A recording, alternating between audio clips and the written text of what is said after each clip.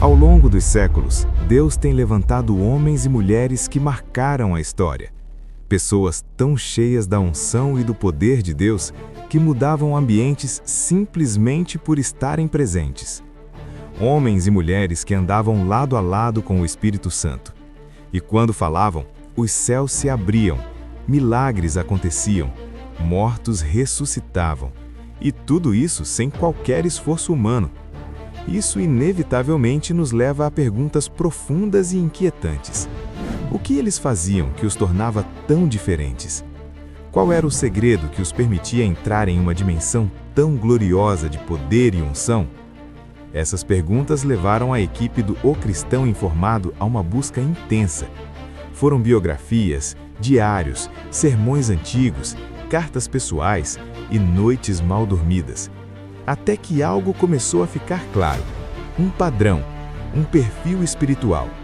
Hábitos secretos, comportamentos invisíveis ao público, mas decisivos no mundo espiritual. Homens comuns que acessaram níveis extraordinários de glória. E, sinceramente, não sabemos se todos estão preparados para ouvir isso.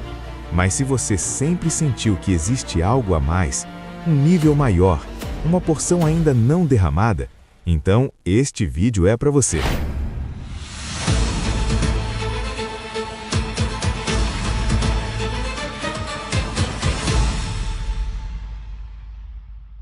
Agora chegamos ao ponto mais sensível. O que esses homens e mulheres faziam no secreto, longe dos púlpitos? A resposta está primeiramente ligada à sua visão. Esses homens não viam a unção como um acessório ministerial. Para eles, a unção não era um bônus, era fundamental.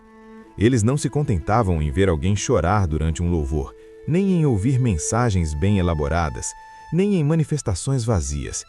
Para eles, ter unção era continuar fazendo hoje o que Jesus fazia quando estava fisicamente na terra. Oral Roberts dizia: a unção é o ponto de contato onde a fé humana encontra o poder divino. Kathryn Kuhlman ensinava: a unção flui livremente quando o eu está completamente rendido. Leonard Ravenhill foi ainda mais direto: Deus não dá unção a preguiçosos. David Wilkerson, em uma de suas últimas mensagens antes de partir, declarou: a unção é tão cara que nem todos estão dispostos a pagar o preço. Perceba algo importante. Nenhum deles falava da unção como algo automático. Nenhum tratava o poder de Deus como algo comum. Pelo contrário, eles falavam com temor, com peso, com responsabilidade. Eles sabiam que aquilo que carregavam não vinha de palco, mas de vida no secreto. E aqui surge uma pergunta inevitável, talvez desconfortável. Quando foi a última vez que você ficou realmente a sós com Deus, sem pressa? Quando foi a última vez que uma noite inteira foi gasta não com entretenimento, não com distrações, mas em oração, silêncio e quebrantamento? A verdade é que muitos querem a unção que esses homens carregavam, mas poucos querem viver a vida que eles viviam. Queremos os resultados do altar, mas evitamos o sacrifício. Por isso, nem sequer chegamos ao primeiro nível da unção. Deixe-me falar um pouco disso. Os generais de Deus criam que a unção tinha níveis e dimensões diferentes, e que para chegar em um alto nível e dimensão de unção era necessário algumas medidas. Por conta disso, esses homens e mulheres tomaram decisões que, para os padrões atuais, parecem exageradas, radicais e até religiosas. Mas para eles, eram simples atos de sobrevivência espiritual. Eles sabiam que não era possível andar profundamente com Deus e ao mesmo tempo manter uma vida cheia de ruídos, excessos e distrações. O segredo deles não estava no extraordinário, mas no radicalmente simples vivido com fidelidade extrema. A primeira chave que aparece repetidamente em todas essas vidas é uma que muitos hoje evitam: santidade em alto nível. Eles realmente acreditavam no que a Escritura diz: o corpo é templo do Espírito Santo. Isso não era um versículo bonito para a pregação, era um critério de vida. Se o Espírito habitava neles, então tudo precisava ser filtrado por essa verdade. Eles controlavam o que viam, controlavam o que ouviam, controlavam o que falavam, controlavam desejos, impulsos, emoções e reações. Não por legalismo, mas por zelo. William Branham, por exemplo, não assistia à televisão. Não porque a televisão em si fosse demoníaca, mas porque ele cria que a unção exigia sensibilidade espiritual, e sensibilidade se perde quando a mente está saturada de ruído. Charles Finney evitava conversas fúteis, piadas vazias e qualquer diálogo que roubasse sobriedade espiritual. Jack Coe não permanecia em ambientes espiritualmente pesados, mesmo quando isso significava se afastar de pessoas ou oportunidades. Muitos deles tomaram decisões que hoje parecem extremas: evitar cinema, entretenimento secular, música não cristã, excesso de informação. Não porque tinham medo do mundo, mas porque tinham respeito demais pela presença de Deus para tratá-la com descuido. Aqui surge um confronto inevitável. Como alguém pode desejar carregar glória e ao mesmo tempo alimentar a mente com tudo o que o mundo produz? Como esperar sensibilidade espiritual vivendo constantemente anestesiado? Eles entenderam algo que muitos ignoram. A unção não cresce em ambientes contaminados. Ela é sensível. Ela se retira quando é tratada com banalidade. A segunda chave aparece logo em seguida, quase como consequência da primeira. Oração intensa e prolongada em línguas. John G. Lake orava diariamente por horas em línguas, não ocasionalmente, não quando sentia vontade. Era disciplina, era rotina. Smith Wigglesworth fazia o mesmo, alternando longos períodos de oração em línguas com leitura da palavra. Ele cria profundamente que orar em línguas edificava o espírito e mantinha o coração alinhado com o mover de Deus. William J. Seymour, líder do avivamento da Rua Azusa, sustentava reuniões marcadas por oração contínua, muitas vezes durante a madrugada. Línguas, gemidos espirituais, intercessão profunda. Há inúmeros relatos de horas seguidas de oração, não como evento programado, mas como resposta natural à presença de Deus. Seymour ensinava que as línguas não eram apenas um sinal externo, mas evidência de rendição profunda. Oral Roberts também praticava a oração em línguas em sua vida devocional privada, especialmente antes de cruzadas e decisões importantes. Ele sempre ensinou equilíbrio, línguas no secreto para a edificação pessoal, profecia em público para a edificação da igreja. T. L. Osborne passava madrugadas inteiras em oração, muitas vezes em línguas, antes de cruzadas missionárias. Para ele, essa prática não apenas fortalecia o espírito, mas afinava a sensibilidade para milagres. Paul Cain, conhecido por seu ministério profético, também era marcado por longas horas de oração solitária, com uso intenso de línguas e intercessão. Isso nos leva a uma pergunta que não pode ser ignorada. Quanto tempo real você passa orando em línguas? Minutos ocasionais ou horas consistentes? A oração em línguas não era um acessório para eles, era combustível espiritual. Era o que mantinha o fogo aceso quando ninguém via. Era ali que o homem interior era fortalecido, enquanto o exterior aprendia a se calar. Existe um momento na caminhada espiritual em que falar muito já não produz avanço. Não porque Deus deixou de ouvir, mas porque o próximo nível da oração não é aprendido falando, é aprendido esperando. Esperar em Deus não é passividade, não é mente vazia, não é misticismo. Esperar em Deus é permanecer diante dele tempo suficiente para que a carne se cale, a alma se alinhe e o espírito assuma o controle. É ali que a oração deixa de ser um monólogo religioso e se torna diálogo vivo. Os homens e mulheres mais ungidos do século XX entenderam isso cedo. Eles passavam horas trancados em quartos, não repetindo frases, mas mortificando a carne. A carne odeia silêncio. Ela exige estímulo, movimento, distração. Por isso, os primeiros minutos, às vezes horas de oração, são sempre difíceis. A mente corre, o corpo cansa, os pensamentos acusam. Mas eles não recuavam. Eles sabiam que se permanecessem, algo aconteceria. Benny Hinn descreveu esse processo como uma jornada por 3 dimensões da oração, refletidas no tabernáculo: o átrio exterior, o lugar santo e o santo dos santos. Não como teoria, mas como experiência espiritual real. No reino do corpo, representado pelo átrio exterior, todos começam. É oração dominada pela carne. Aqui há repetição de pedidos, distrações constantes, sono inquietação. A mente se torna um campo de batalha. Pensamentos aleatórios, lembranças, condenação e ataques do inimigo surgem sem cessar. Muitos oram nesse nível por anos, e muitos desistem aqui, porque não sentem nada. Não há consciência da presença de Deus, apenas esforço humano tentando alcançar o céu. A maioria nunca passa desse ponto. Mas aqueles que perseveram, mesmo sem sentir nada, começam a atravessar para o reino da alma, representado pelo lugar santo. Aqui algo muda, a repetição cede espaço à sinceridade. O louvor começa a fluir sem esforço.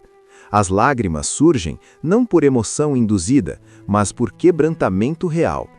A palavra começa a vir à mente com clareza. A voz do inimigo perde força.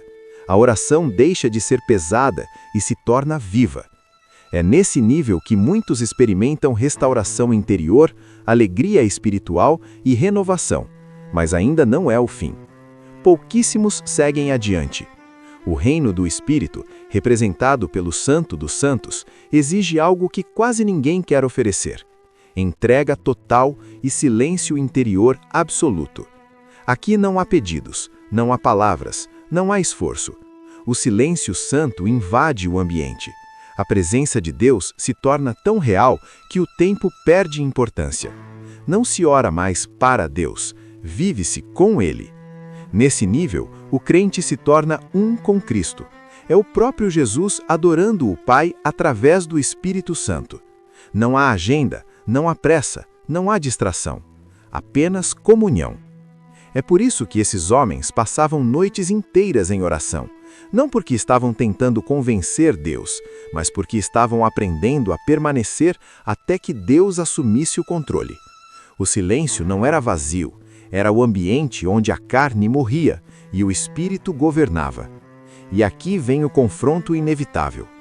Quantos hoje querem intimidade, mas não suportam silêncio?